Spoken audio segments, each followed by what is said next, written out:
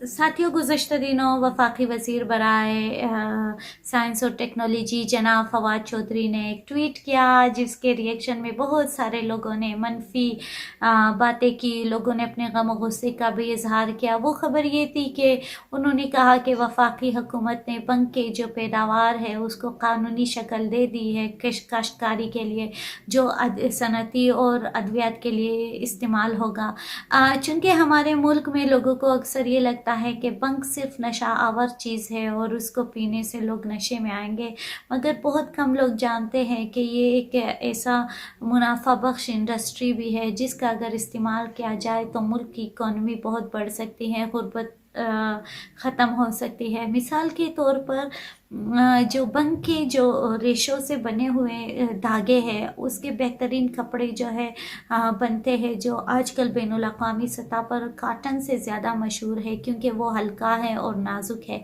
जैसा कि बंक की जो रूट्स है, जो जड़ें हैं, उससे अच्छी उसको कहते हैं हेमक्रेट, अच्छी सीमेंट बन जाता है, जो कि मौजूदा जो कंक्रीट का सीमेंट है उसके मुकाबले में ज़्यादा मजबूत है।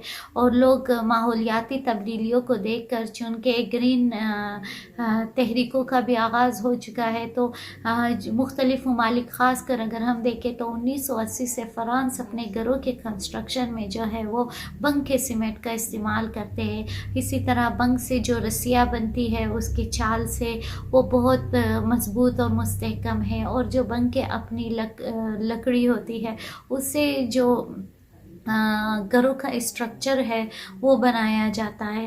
कहने का मकसद ये है कि इल्म का इस्तेमाल, इल्म तो शैतान के पास भी था, मगर उसका जो इस्तेमाल है उसको कैसे और किस तरह से करना चाहिए ये इंसानों पर मुनहसर है।